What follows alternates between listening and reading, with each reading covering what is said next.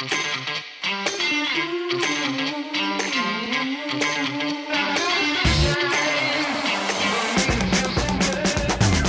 folks, welcome to episode 53 of the Mile 20 podcast where epic shit happens. I'm Laura and I'm here with my bestie, Lori. And man, do we have a fun episode for you today. We are going to talk about the Austin Marathon in Austin, Texas. Wee-ha! I stand up and I applaud.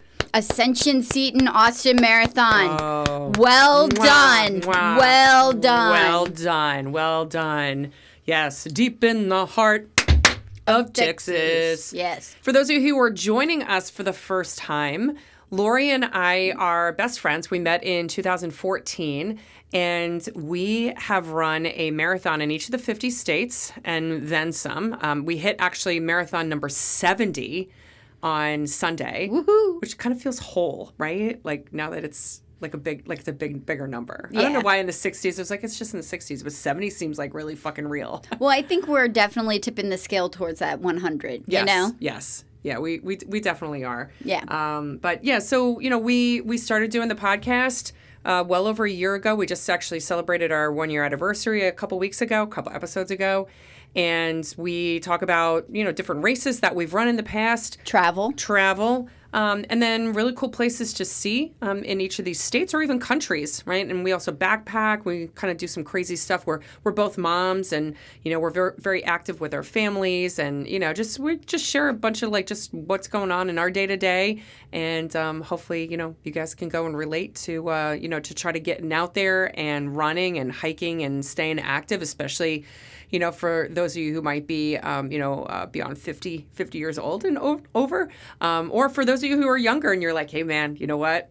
We're the models, you know? You gotta go and aspire to be like us when you get older. So I have to say, speaking about the Austin Marathon in this particular weekend, yeah, it was very nice. It was very nice.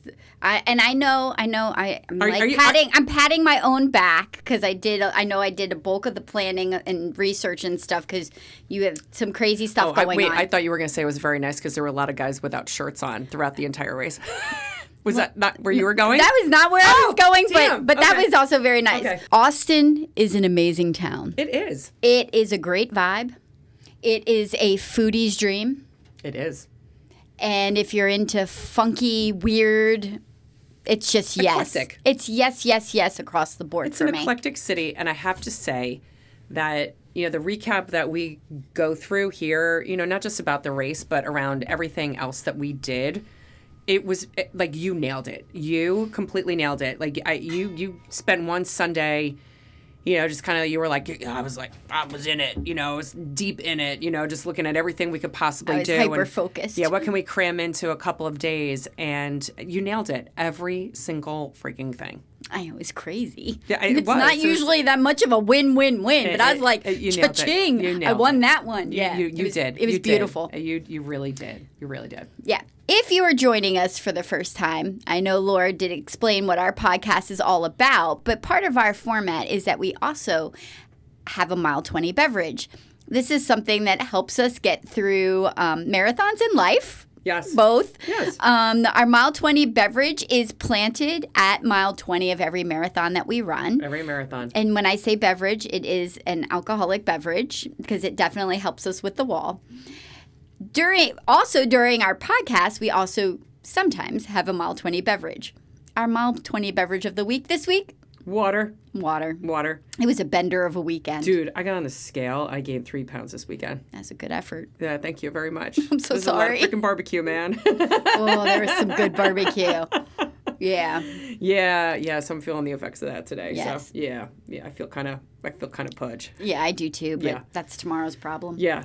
So we are partaking in water. Epic week update. What do you got going on? Austin. Venue shopping for Maggie's wedding. Yeah. And that's pretty much Austin. Yeah. Also, though, as a sidebar to Austin, I flew out on Thursday because I have a stepsister who lives in Fort Worth. And it was awesome. Susie, yes. I got to have I flew into Dallas and rented the car there, spent the night with her, was able to go out to a lovely Italian dinner with Susie and her daughter Amy. Her other daughter, Mindy, has moved to Baton Rouge, so unfortunately did not get to see Mindy. But had a lovely night there, and then I drove to meet you on Friday. And then after I dropped you off at the airport on Monday, I drove back to Dallas, back to Susie, and we had a delightful afternoon yesterday at Heim's Barbecue on the River, Nice. which is like a staple outside of Fort Worth, where we sat for the entirety of happy hour from 3 until the sun went down and had beer and nice. barbecue. Nice. So, Okay. but we chatted, and it was such a good day of fellowship. It was good. Yeah. No, I'm glad you were able to go and kind of pack in a family visit. Yeah, how about you? Well, the one big thing today is that my only daughter, my only child, turns 30. So 30! Miss Dirty Maddie, 30. Miss Maddie Lee Eisenstein turns 30 today, and we celebrated her last night with some kick. And a couple local family into the house here, and then tonight Jim and I are joining her and Matthew, her husband, for some sushi in the city at 8:00. So yeah, Jim and I. You have to get all the way down to the city by 8. Yeah. That's why we're speeding through this. Yeah, we're gonna speed through this one. So anyway, but that's my big thing this week. You know, my baby's 30, man. What the hell? How does that feel? It's weird. It's Does weird it make because you feel older though? it doesn't, but it's weird because I remember when Jim and I turned 30 and we moved to this area in Pennsylvania when we turned 30. You know, we had our first house. Maddie was, 5 years old at the time, 5, 6, almost 6. And so it's weird to know where I was in my life at 30 versus, now see my daughter and I'm like, damn, it's kind of crazy. That is crazy. So anyway, it's good stuff. And, we got to celebrate the happy times. Yes. So I agree. Yeah. It's a joy saying, happy birthday, Maddie. Happy birthday, Maddie. So today we will be covering in our topics. Yes. Bats. Like bats? Like bats. Like Batman? No, not like Batman. Just bats. Just bats. Mm-hmm. Driscoll. Oh, the Driskill. Yeah. And hauntings. Yes. That's for reals, man. That is for reals. That is for reals. All right. Should we dive in? Yeah, let's dive in, girl. All right. Where do you want to start? Well, the thing that I don't know, you and I did, we knew a little bit about this race before we jumped into it, but I don't think that we knew enough about the race. I knew not. I was shocked. I knew that it was going to be a hilly course. Yeah. Right? So that I knew because out of any of us, between the two of us, I can go mental on hills, and I'm like, okay, Laura, there's going to be hills, right? Yes. And it acknowledge, right? Yes. And the bad thing is that we haven't been doing hills. All of our races up until now, over the past 6 months have all been flat courses. Yes. And we also, because of how bad the weather has been here in the Philadelphia area, we also have not gotten in any long runs since our marathon in mid-January or early January. Don't do as we say. Yeah. Do it the correct way. Just because we do stupid stuff doesn't mean that our listeners should do stupid stuff too. Yeah, but man, we had a blast. It was a great time. We had a blast. Even though this course, it was a challenging course. It was definitely not a course that if you are a serious runner and you're looking at a Boston qualifier, this is probably not the race to do. And if you do BQ on this, you are a freaking badass runner. Yeah, I would say if you're a one and only race for a season and it's all or nothing for a Boston qualification, choose a race that has a net downhill elevation, because this is hovering over 1,000 feet of elevation gain, and it's challenging. And I just feel like if you want every second that you can have under your belt in your favor when you are going for a Boston, this is not the race for it. And no, it's not. No, I would say that the first part of the course. Definitely just brought the hills, the first 4 miles. Yeah, it was between. So the first half mile is down because you're going down to the river. Yes. From the capital area, and then you go up. And then you go up until mile 3-ish, maybe a little bit beyond 3, and then you kind of come around and go back down a parallel road the way you just came up. Yes. Yeah. And then the rest of the course was just undulating hills. Yeah. And what was really fun is sometimes you would take a corner and you'd be like, oh, we're going down. Oh, there's a corner. And you turn the corner. It's like up. It's like a big slap in the face. Up. Yeah. Yeah. And it was spicy. There were some spicy hills where we had one where we walked up and everybody had their hands like on their knees. Like it was that much of a gradient. For us. But the nice thing about this race is that for those of us who are back of the Packers, this race had a 7-hour course limit. Yes. So we knew we would be fine, even though the course was going to be hilly. Yeah. I think the reason why you run Austin is because, A, you want a February race in a possibly warm spot. They did have the ice a few weeks ago. Yes. Yeah, that big ice snowstorm. Yeah, was affected. Thank God that was a few weeks ago and not this weekend. That would have been disastrous. Yeah. But instead, we did have pretty much when we got there, it was like highs in the mid 70s, low in like the mid 50s. I think this morning it dipped down into the low 40s a little bit. Oh, wow. I'm glad we did not have that on Sunday. No, yeah, exactly. Other than the rain that we experienced on Saturday, I was really happy that we didn't experience that on Sunday. Agreed. And when we started out the race, it was maybe in the mid to high 50s with a little breeze. It got warm very quickly, It got warm very quickly. I think we had worn our tank tops. We swagged out. We got a bunch of Mile 20 podcast shirts and quarter zips. Running billboards. We were. And so we probably took off your long sleeve before I did. But yeah, they came off pretty quickly. So we just tied them around our waist and then moved on. But it was definitely it was a sunny day. We had some clouds in the beginning, probably went upwards of about 70 degrees by the end of the race.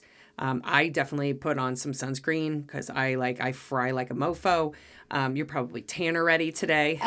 Well, I was in the sun yesterday on the deck with the barbecue and beer, so I kind of refried myself. Oh my goodness, like a gracious, refried girl. bean. But yeah, Austin, amazing. I knew Austin was a cool town. What I didn't expect that we got from the marathon was a course that felt like a party. It was a party, yeah. The energy through town. And through different neighborhoods. There were quiet moments. Mm-hmm. And I know that there were quiet moments, but for some reason, it just felt like there was just always a constant energy about the race. I agree. We didn't go too many miles in between, from one party to another. And especially when you ran through like the actual inner city area, the crowds were deep. Oh my gosh. And the signage and so forth. Like it's just as a runner, I just have to say that for those who might be listening who are not marathon runners, but maybe you've gotten out there before and you've, cheered on, folks, it is so appreciated, not just by the person that you're supporting, but by all the other people that you're out there and just saying like, good job, like keep going, right? Yeah. It just means so much. It's infectious to the runners. It is.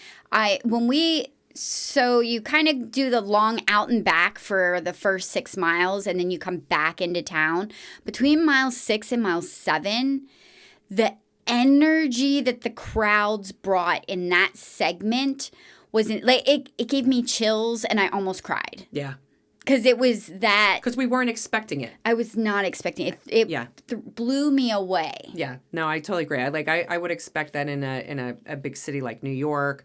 But I mean, just people came out, to support their runners. And I think it helped that it was a nice day.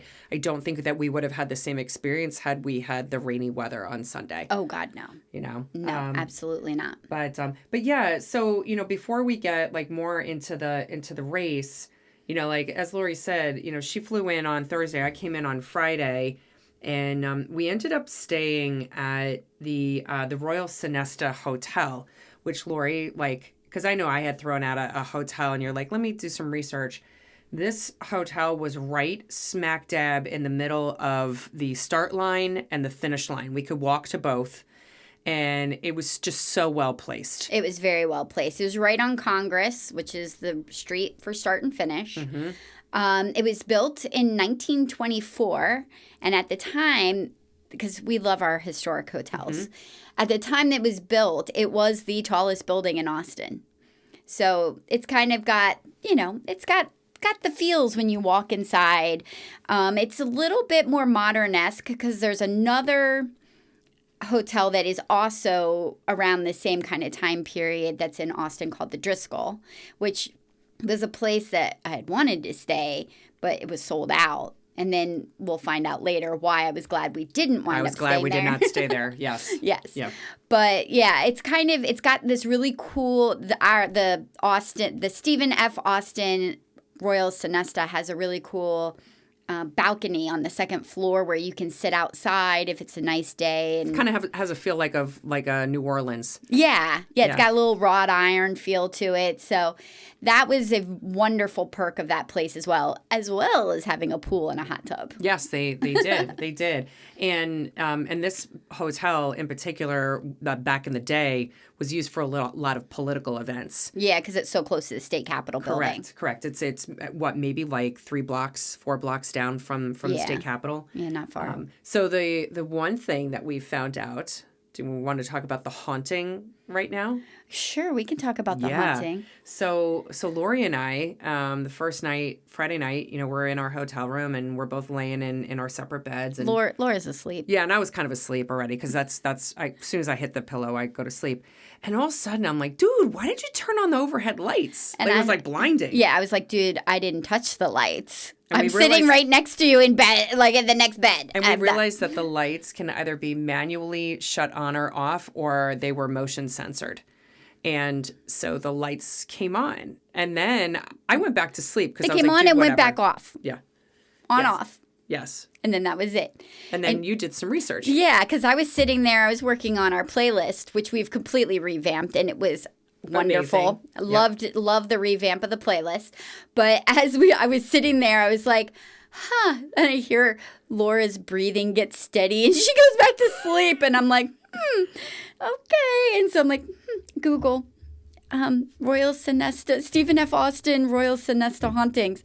Boop, all over. Reddit, long things. Oh, yeah. Yeah, there's a guy, like Joe Raglis that they see walking the halls, checks his pocket watch.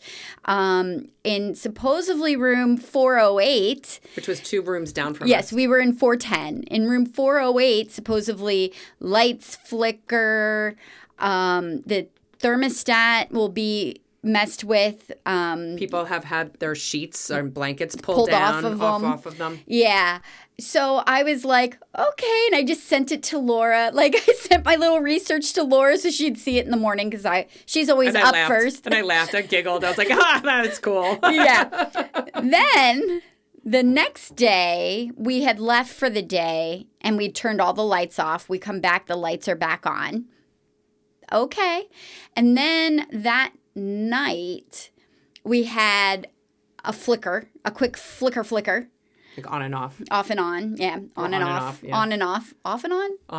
On and off. Yeah, because they were off to begin with. And then the kicker was, after the marathon, Laura is going to dry her hair, and she goes and plugs in a different place, not in the bathroom.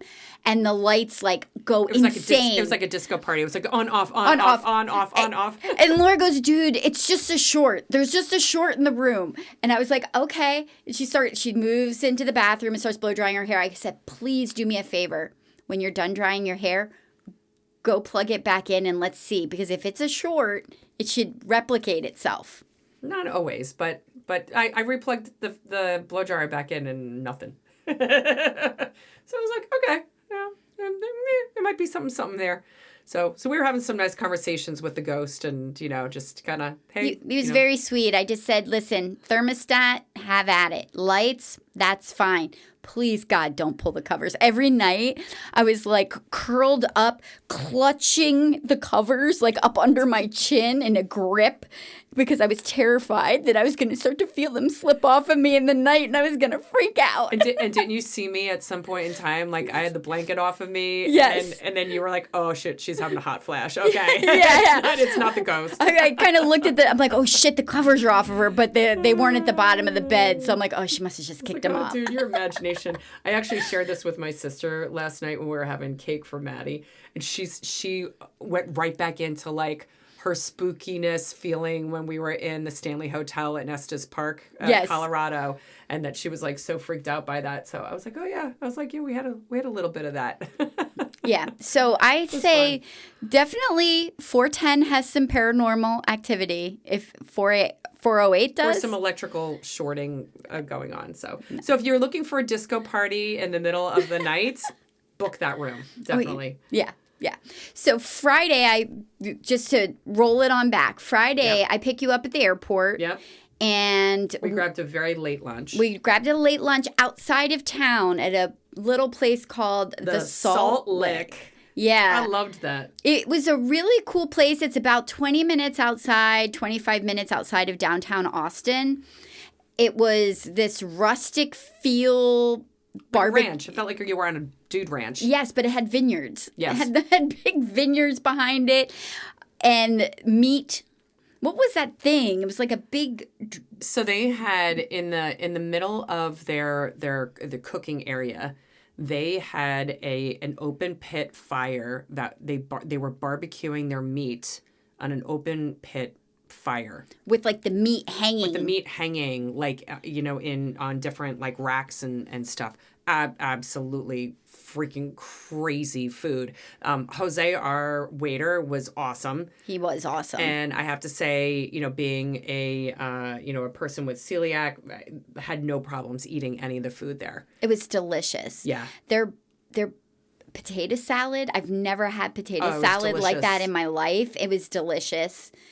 Everything was wonderful. Now, everything. They don't have a liquor license, but if you go right next door, they have like a little bar that's attached to it. I don't know how it all works. I guess because they have the vineyard behind it. Yeah. And you can buy beer and wine there and bring it over to dinner, which is what we did. Yep. Then following that, right across the street, and you have to be real careful if you decide to ever follow this itinerary, because the driveway to the vineyard across the street, Fall Creek Vineyards, you think that driveway is right across the street from the barbecue. In fact, it is not.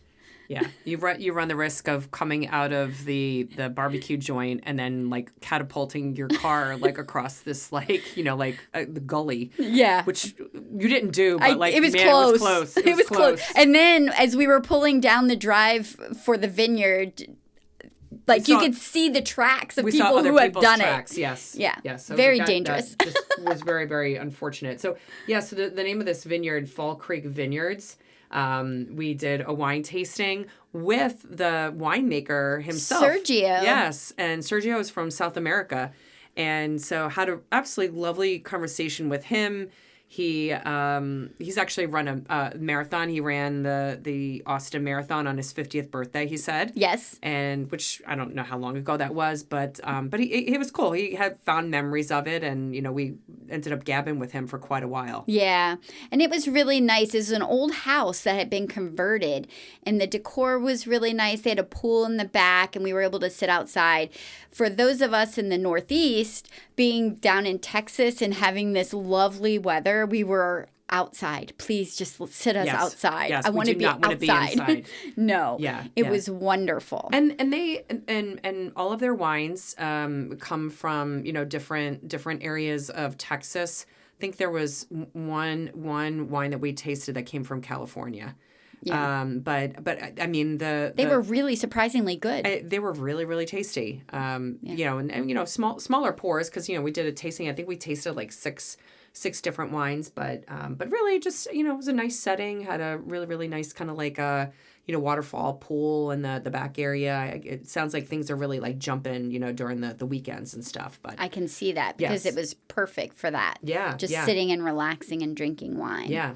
From there, we went and picked up our bibs at the expo. The expo was great. It was big. It was really big. I was really surprised. I think the whole race to me was bigger in scale than I anticipated Texas. it being. Everything's bigger in Texas. know. Come on, girl. Yeehaw. Yeehaw, so true. Yep. Freaking stars everywhere. Those everywhere. Texas stars everywhere. Which for Texas, I applaud you. I applaud your star. The problem is that I'm a Go Birds, like I'm an Eagles fan. So when I see the star, I immediately equate that to the Dallas Cowboys. Yeah, it just has a negative connotation, but yeah, I mean the only thing that was a little sticky for us, and again we got there later thinking that it might not be as busy at the expo, but the parking at the actual like expo area, the convention center, it was very difficult to get in and out of there. So we actually parked kind of like off the beaten path a little bit, like across the street from the convention center, which worked out totally fine for us. There was a sign that nobody seemed to see. It did say event parking. And I was like, okay, so I pull in and it was one of those garage doors that you have to pull up close to it for it to go up. And I did, and it opened. And I took a ticket, and I'm like, is this for real? Like, why isn't anybody else parking here? It's got to be the best kept secret. Yeah, and it was empty. It was empty on the inside. Yeah, go across the street. If you're driving to the expo, go across the street. You will see. Yes. Parking is perfect right there. Yeah. Easy walk across the street. Yeah, and it was very, very affordable. I think it was $5. The expo was incredible. Like, I've never been in an expo that throws out the purple carpet. That was my takeaway. They had purple carpet all along. That's very nice. Yeah. Well, why do they have purple carpet? Because that's one of their colors, right? That's their colors, yes. But it was very nice because usually you're just at a expo, a convention center floor or whatever. And I'm like, oh, they roll out the purple carpet for people. Yeah. And so we picked up, not only our bib, but then we picked up the race shirt. But the interesting thing, and we'll talk about what the shirts look like afterward, but when we finished the race, we got another shirt. Yeah, you get a finisher shirt, too. So the finisher shirt was long sleeve, and it actually says marathon on it. And then the race shirt was a short sleeve, and it had all of the races, listed on it. So it is kind of cool. It is a comfortable T-shirt because I've been wearing it all day, and it really hasn't bothered me at all. I wore it traveling home yesterday. Yeah, it's comfortable. And, yeah, it was no issues with it or anything like that. No, I like the shirt. But so after we did the expo thing and kind of walked around, and I mean, again, they had some really great vendors. They had podcasters there. They did. As well. Although there was one odd thing that I saw I've never one? seen before. They had people giving IV fluids. Oh, yeah, I didn't see that. And that really creeped me out. Yeah.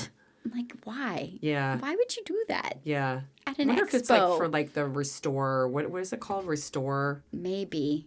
I don't know, but it just doesn't feel sanitary. Yeah, no, that would not be my jam. But I totally missed that. I don't know how I missed that. So the Austin Marathon has a mascot. I don't know the mascot's name, but I know what it is. It's a bat. It's a bat. Yeah, and the reason why is because in Austin there is one of their bridges. It's the bridge that goes over Congress Street. It's called the Congress Bridge, and they have this colony of bats. They're Mexican free-tailed bats. And at once the sun sets, these bats all of a sudden come out in the thousands out from underneath this bridge. And I think during season, it's the millions. Right, and it is off season right now. Yes. So they migrate to other places, maybe Mexico. And so and here they are, so we sat on the side of the bank of the river. They actually have signs warning you not to get too close to the bridge because you will get bat droppings on you. So we sat further back. Yes. And we didn't miss anything, in terms of being able to see the bats. And you could hear them, kind of starting to chirp once the sun was setting. There was definitely bugs out in the air. And all of a sudden you start seeing 1, 2, 3. And then it was just they started coming out from underneath the bridge. It's like a swarm. Yeah. Yes.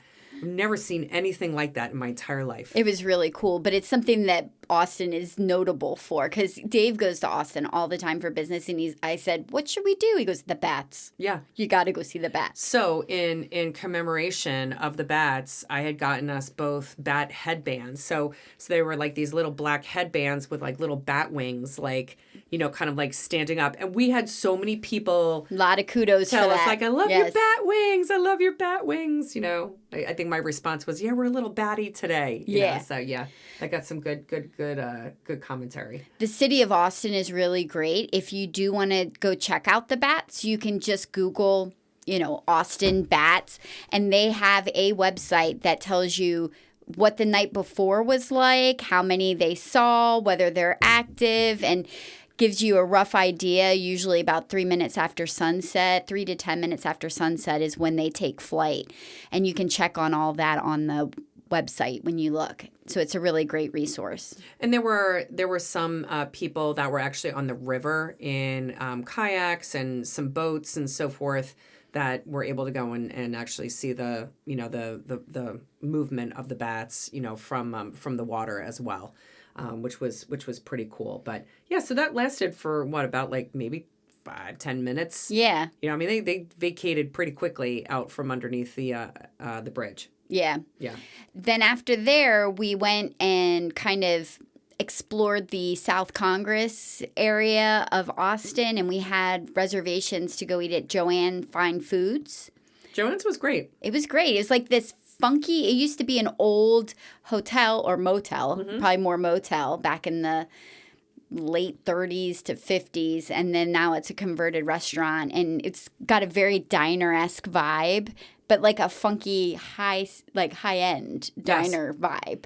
Yes, I totally agree. A high-end diner vibe. That's a great way to describe Which sounds it. like an oxymoron to me now that I've said it out loud. Yeah. And what did you end up having there? I had the green chicken enchiladas that were to die for. That looked awesome. And I could not find my cocktail online to remember what it was called, but I had like this pineapple smoked mezcal something that was delicious. You had some like really cool seasoning that they had put on the outside of the glass. I think it was too, right? like the tahini. Yeah. Not tzatziki. Not tzatziki. we did go and establish that. What did you have? I had fish tacos, and I felt like again the menu was fantastic for me. There were a lot of options I could have chosen.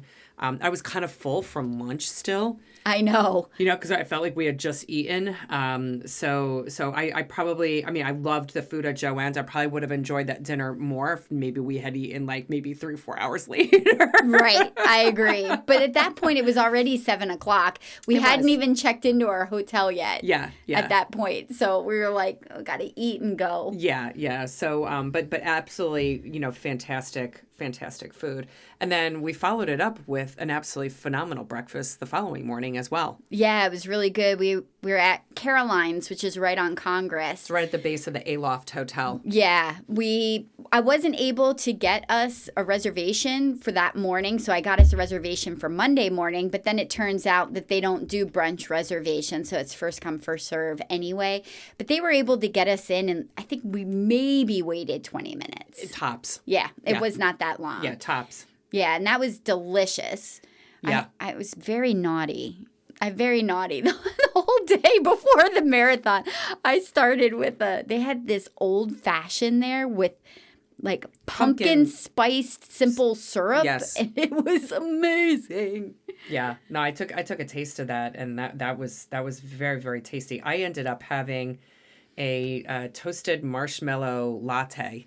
And so it was basically like a latte with marshmallows on the top that they like kind of like burnt, like, just kind of, what do you call that? Burnt on the top of it, or toasted. And so that was tasty. But I had just, some eggs and bacon. The bacon was delicious. Oh, the bacon was delicious. It was like a peppered bacon. Yeah. And then I had the heirloom tomatoes with some sea salt on it. And oh my God, they were so fresh. So it was just really, really nice to just feel like, like getting closer to like the warm weather and stuff. Like they could have like things that are fresher, in the area there. But yeah, I would highly, highly recommend Caroline's. I would go back there in an instant. Oh yeah, that was delicious.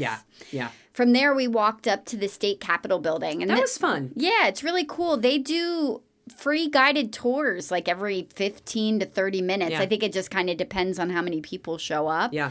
So we got a lovely 40-minute tour of the state capitol building. Yeah. And interestingly enough, their capitol is built in the same design as the national Capitol in Washington, D.C. Except like it's bigger. Except like Everything Texas. in Texas is bigger. Yeah. So I thought that was an interesting factoid. But no, it was cool. It was nice to go and see, you know, where they're, you know, we went into like the different legislative rooms, and you know, they gave us a history of some of the paintings and some of the famous people, and you know, folklore and stuff like that. So I enjoyed that. I like doing the Capitol tours. Yeah, I think the one thing that was kind of funny was when we got into the state Senate room, they have composites of all the senators in the back of the room for like the most recent, the most recent sessions, or the people who were had Senate seats. But part of their composites, they include pictures of their grandchildren. So there's a bunch of babies. So there's a bunch of baby pictures, and they're not like corresponding with like the senator they belong to. There's just a bunch of baby pictures in the middle. Baby pictures in the middle. Yes, kind of. That is like a very unique Texas thing, I think, for sure. Yeah, no, I appreciate that. So we knew Saturday there was a line of thunderstorms that bad storms. We were tracking that we knew were going to blow through in the afternoon. By the time we got done with the state Senate, it was like, 1 o'clock in the afternoon or so. And so we decided we were going to wanted to kind of explore the Rainy Street Historic District, which is a little part of neighborhood in Austin that we actually never got to see. Because first we're like, let's stop and check out the Driskill, which is the other historic hotel in Austin.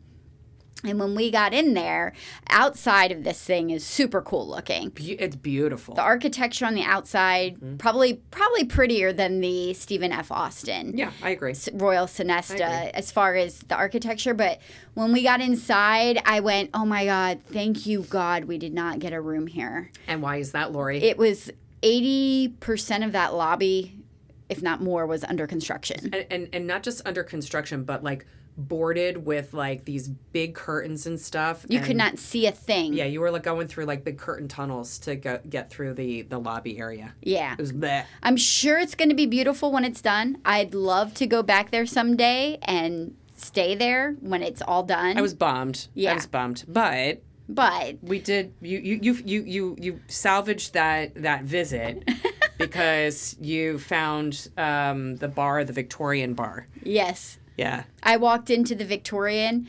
Not a soul was in there when we walked in. When I walked in there, and I was like, were the only ones. I like, think there was you guys one other open? couple in there. Yeah, I'm like, are you guys open? They're like, yeah, come on in. And I walked back to you. I'm like, Laura, I found our place. Yeah, we're gonna like this place. And then I walked in, and I was like, oh, who's your mama?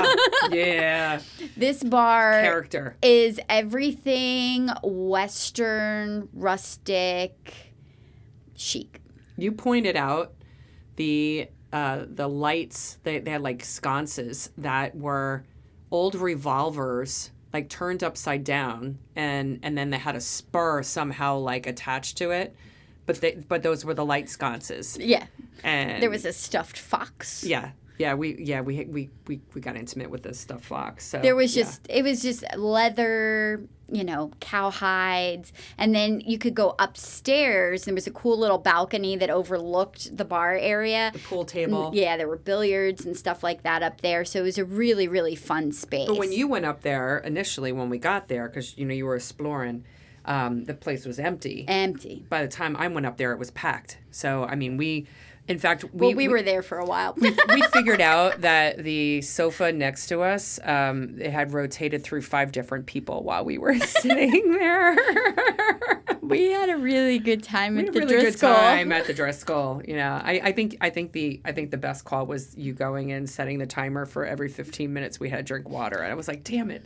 Yes. So mental note to self: if you want to partake the day before a marathon and enjoy where you're at, and it happens to be a little bit of a party city, just be responsible. I had never done this before. Just think of how much better we would have felt in New Orleans had we set a timer to make sure we drank water every 15 minutes. Yeah. And dude, she made me drink the water. So every 15 minutes. But the cool thing was at some point in time there was a family, I think it was a sister and a brother and maybe their friend and a mom, And the guy's name was Justin. So Justin, if you're listening to us, hello, and hopefully you had a successful run. Hope you went sub 4, buddy. Yeah, he was running with some of his friends, and it was his first marathon. So we got to talk into his mom and him and stuff, and it was kind of cool, like just kind of seeing the excitement, but also like, just being anxious about the nerves, doing a marathon for the first time. So Justin, I hope that you enjoyed yourself, whether you got your sub 4 or not. We did tell him enjoy the journey, and hopefully he will go and run another one. Now I'm going to take a quick sidebar because just thinking about Justin and the sub 4 marathon pace. So I have seen quite a few things on social media, on Instagram, about people running the Austin Marathon at party pace. They're calling it party pace. And it shows them... I thought we were running party pace. We do run party pace. Okay. You and I are party pace. Okay. These people are claiming that they're party pace. And you see them taking the shots and drinking the beer along the course. But they're running like 7:30s, sub 9-minute miles. But they're not. They're probably not stopping and socializing with the people. No, they're grabbing them and they're chugging them as they're running. Oh, and that's I'm like, not fun. You're not meeting anybody. I'm like, you gotta meet the people. That is not party pace, people. Yeah, I'm just letting you people. That is not party pace. That's my public service announcement. Yes. It's not party pace. Yes, that is not party pace. Woo! Yeehaw! So by the time we realized we'd had been sitting at the Driskill, the lovely rain band had come and gone. And then we're like, oh shit! It's looks like it's daylight again outside. It's like maybe we should grab some dinner. Yeah. So we headed. I thought we were going, which we knew we should not drive. Yeah. We headed down to a closer. There are multiple locations of Via 313. Yeah. Which is a pizza place. They do Detroit style pizza.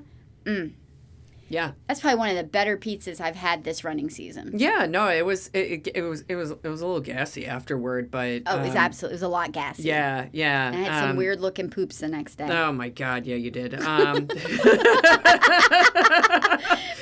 But absolutely fantastic pizza, and it wasn't super busy, but I think that it wasn't busy because we hit it earlier. Yeah. We did an earlier dinner because we really didn't eat a whole lot for lunch. We snacked at the what do you call it? At the Victorian bar. I had old fashions for lunch. Yes, and I had grapes that were liquefied.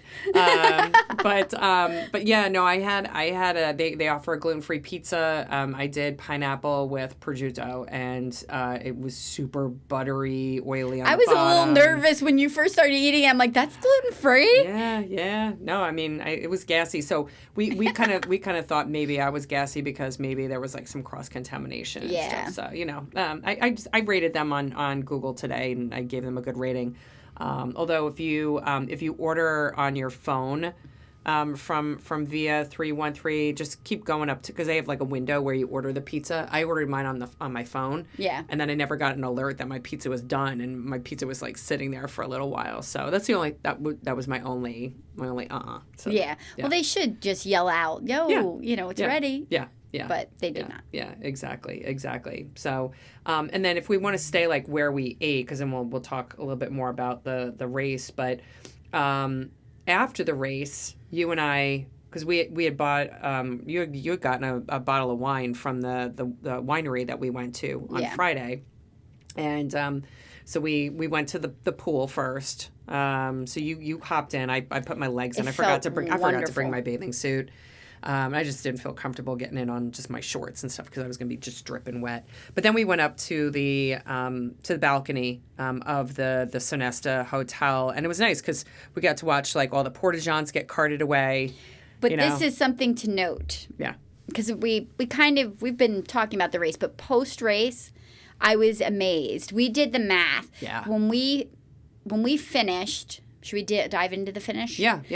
When we finished, and we were, 6:18-ish. Lively.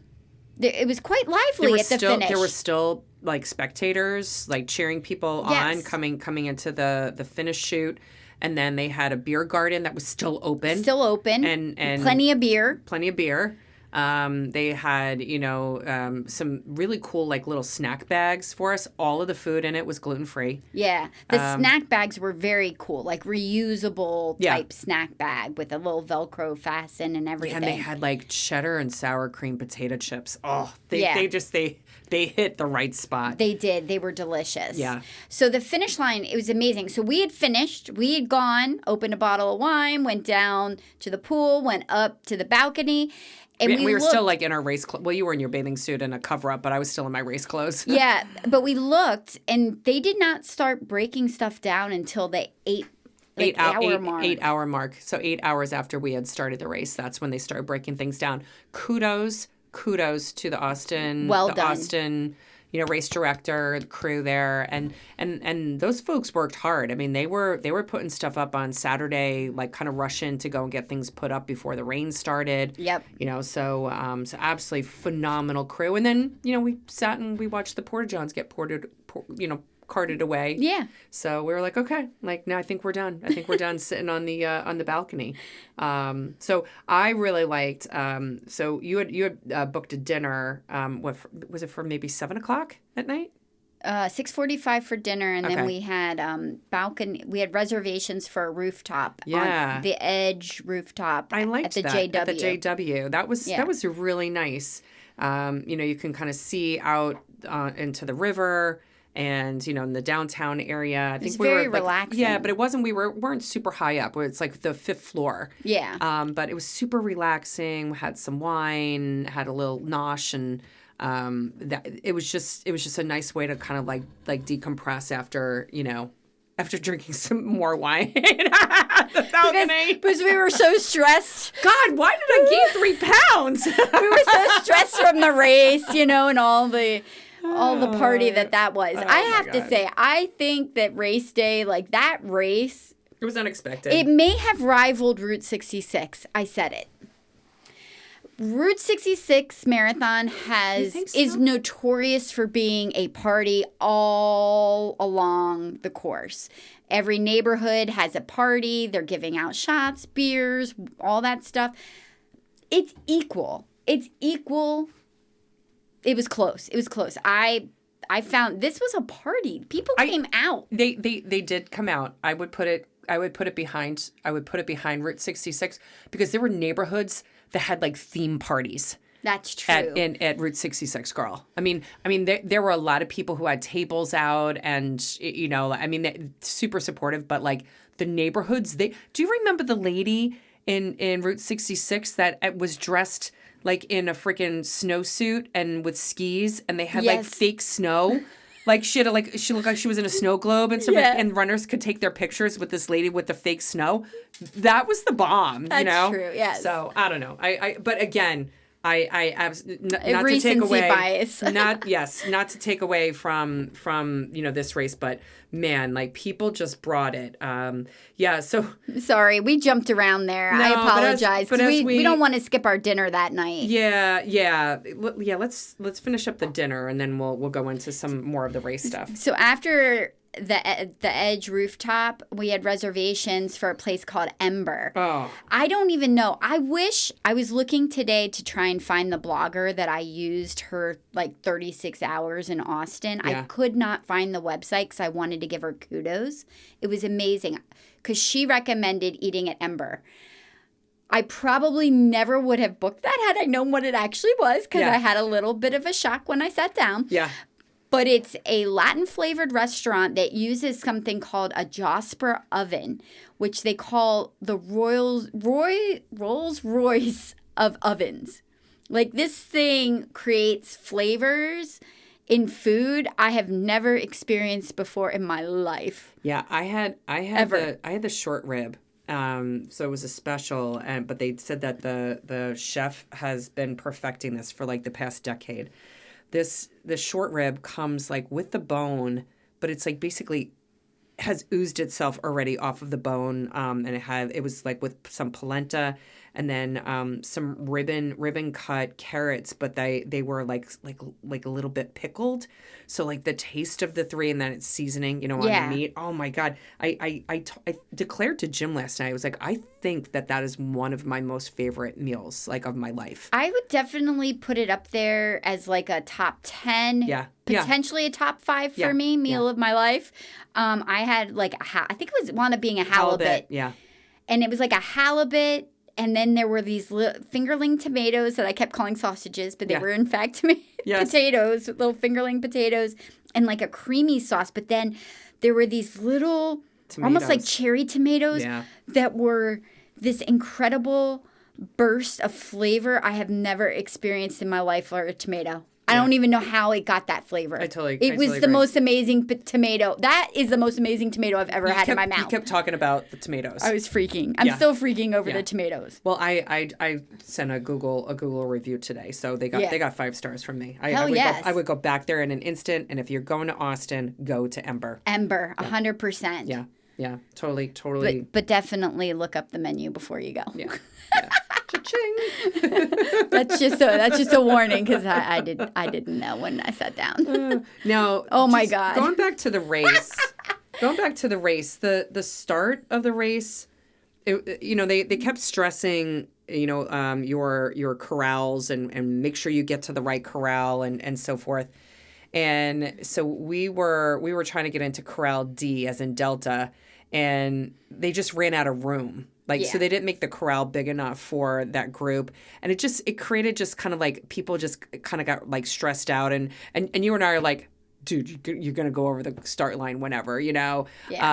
But, that was probably the tightest in terms of like bodies up against each other that I have experienced in a long time in a marathon. I would agree with that 100%. Yeah.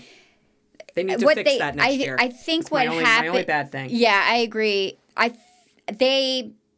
Because it's in a city, so you have the big buildings on both sides and sidewalks and then road.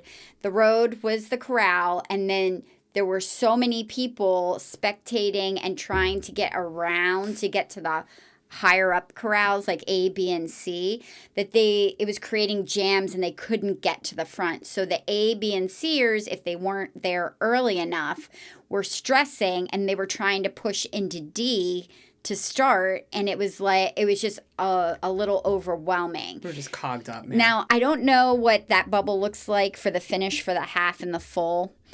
Whether they need all the space, because there was a lot of space between the finish and the start line. Mm-hmm. And I feel like they should have backed up and made Corral D a little bit bigger, like another half a block or so to block, and then crept, once everybody was gone, cleared that up and made it all bigger or something, or take it down a side street or something. Yeah, they just really need to reevaluate how many runners they had in each of the corrals, because it definitely put some unnecessary stress on the couple of staffers that were there and trying to maintain decorum. And I mean, nobody got stupid or fresh or anything. No. But there were some people that were very frustrated, and they kept having to repeat themselves and so forth. And you could tell that they were a little anxious about like what was going on. So it's not necessary. Yeah.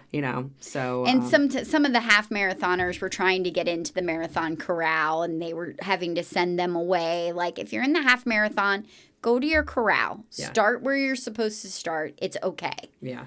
So that I think that probably there were probably a lot of half marathoners, up front.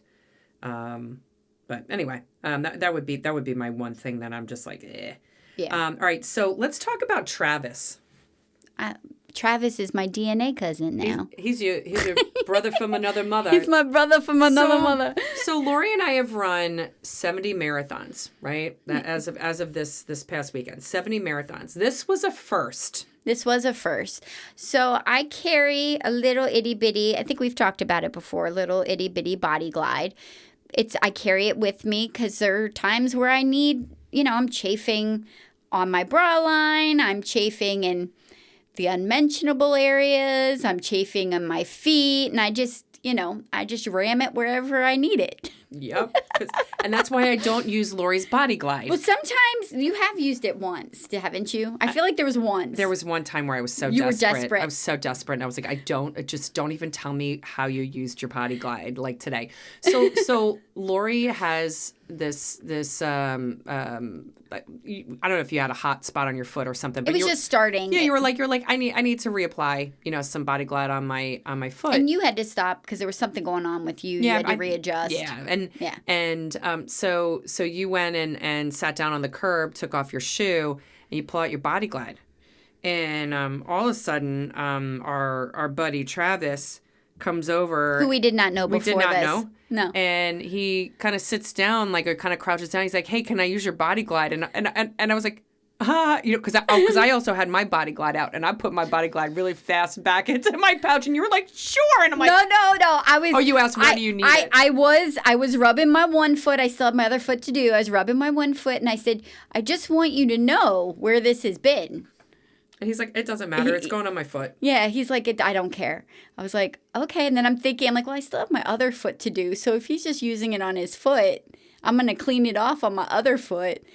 It's fine, whatever. I let him have some of my Body Glide. Dude. I just couldn't believe he took it.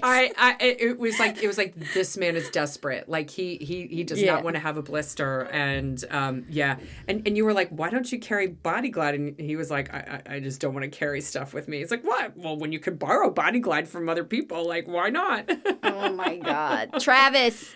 Pieces. Travis, start carrying some Body Glide, my friend. That's a first. That is a first. I will so remember you always. Yes. Oh my God. And we have pictures to prove it. Yes, we do. So the other guy that we met, his name was Snook, and he was from Charlotte, North Carolina. And what did he say? This was like maybe his ninth marathon, 7th or 9th marathon? Yeah, something in there. I know it was single digits, and he had run the Country Mile 100. Yes. And he was dressed to the nines. He was carrying a what was that, like a cross bag? It was a Coach? Michael Kors like crossbody bag. And he had all of his like accoutrements right in the bag. Yeah. But then he's carrying around like a milk carton, a milk gallon jug, like with the handle. And he's just carrying it, and he had like these like dudded out like glasses on and stuff. He was adorable. Oh my God! And he just like totally struck up a conversation with us. We probably like kind of talked to him for maybe like a good like half mile or so. Yeah, and then I was like, beer. Yeah, you were like beer. But just super cool guy, and so hopefully he I mean we never saw him again in the race, so I'm assuming he finished way before us. And then we met another guy. Yeah, Venky. Yeah, Venky. I think. Yeah, I think his name was. I think it's Venky. Yes. Nice guy. Yeah, super nice guy. He's on his 50 states journey. He is. This was race number 22 for him. And then he was, sharing with us. One of his friends was like doing the 7 continents and Antarctica, and was kind of running through like the logistics on Antarctica. So that was kind of interesting to hear that as well. So, but super, super nice guy. Again, I think we ended up disconnecting from him because of beer. Yeah. Basically, I felt like a dog to a squirrel. Yeah. There were so many shots and beer. You were like a moth to the flame, and man. shots. Yeah. I don't even know. Have you counted how many? I did not. It's probably scary. I did not, because you not that we're comparing, but you drank a lot more than I did. I can't drink beer because they don't offer gluten-free beer on the course. Yes. So. That is true.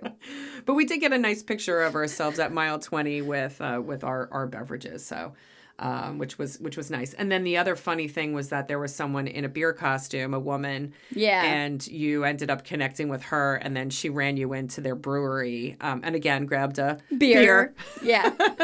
Yeah. I'm like, this is the first time I've ever ran with a beer before. Yeah. Yes. I mean, not like a physical drinkable beer, but a beer costume. But no, I know you have one of your notes here that definitely like part of what I enjoy about how we do our races, our party pace. It is party pace. Is the fact that we got to meet so many really, really cool people. Yeah. Along the way. And they'll be memorable forever, right? And hopefully, some people will remember us as well, right? And that's what makes this just, I don't know. I just really, really enjoyed that race. Yeah, I found it was interesting.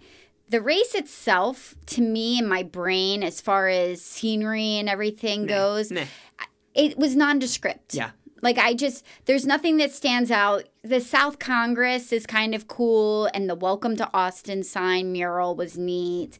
But then beyond that, there was running through neighborhoods, some hills, hills, business districts. Yeah, there was just a lot. But they didn't throw us into deep into any warehouse area. No, which I appreciated. I so did thank too. you, Austin, Texas, for that. Very nicely done. What defined this race was 100% the people. Yes. The crowds, the neighborhoods, the runners. That's Southern Texas hospitality. Yes. Rolled it out. It was 100%. It was a well-oiled machine. The race was well run. And this was their 35th year running it. It was perfection. Yep. I completely agree. Now the swag. We mentioned we got one shirt when we checked in. A t-shirt. Short sleeve. And with all of that, we got a grocery bag, a reusable grocery bag for the Austin Marathon. Yeah. Which I would highly recommend races doing instead of doing these backpack things. Yes, I don't use those. I chuck it every time. I don't know about other runners. Be interested to hear your feedback, but I loved having the reusable grocery bag because I'm going to use that. Absolutely. But the shirts they're like this teal green color, but they're kind of shiny. And then it has the Capitol on the front with a cowboy hat and a guitar and then a running sneaker. And it does now the shirts that we did get that are short sleeve, they say the marathon, half marathon, and 5K on them. Oh, so they're nondescript. So they're nondescript, the ones that we got at the expo. The ones that we got that are long sleeve after we finished the race said marathon finisher. Yeah, I like which that. Which we really, really liked a lot. And then the medals that we received are so Texas. Yes, it's so Texas. It's actually a belt buckle that's attached to a ribbon, and this actually says the Austin Marathon on it. So again, this is what we like when we get swag that basically says the race that we did. Yeah. And it says 35 on it for the 35th anniversary. And it's got the skyline and a good guitar, and it's just really, really nicely done. It's a decent sized medal, and then on the ribbon is interesting. It's kind of like an orange brown color. I feel like it's kind of mimicking leather, a leather feel to it. Yeah. So, but it, very, very easy to detect when we're searching for medals. So, yes. So I'm really, really happy with the swag that we got as well. So, question for you, Laura: Would you run it again? Yes. Yeah. I would highly recommend. Highly recommend it. Just know that you're going to be running fucking hills. It's a lot of hills. I do have a picture of Lori at mile 25 where some guy had a sign that said F the hills, and you're facing the last hill at mile 25. With both your middle fingers up in the air, But I was looking at that picture, and the hill doesn't look as big as it felt. It didn't. But it was a hill. It looks like a baby incline. Yeah, it does not look like a hill. At mile 25, girl, it was a mountain. Might as well have been Mount Rushmore, So, or Mount Everest. So super, super, just happy that we got a chance to not only do this race, but also, go and check out some of Austin as well. And we made the best of a rainy day as well. Yes, we did. It was probably one of the more fun weekends I've had in a long time. Yeah. It was really good. Yeah, because we indulged a bit. So now what are we talking about next week? Next week, we will be circling back on our journey, our 50-state journey. We will be starting I believe it's the 2021 season, where the shit starts going crazy. Yeah, we ran 16 marathons in a year. Yes. We will be... Buckle up, Buttercup! It's going to be a fun ride. Although, like what we've been doing, it will be interspersed because we are still marathoning and interviewing people. But for now, we will be starting our Mesa Falls Marathon, which we ran with Maddie. That is in Idaho. Idaho. Now go make mile 20 your bitch. Peace out.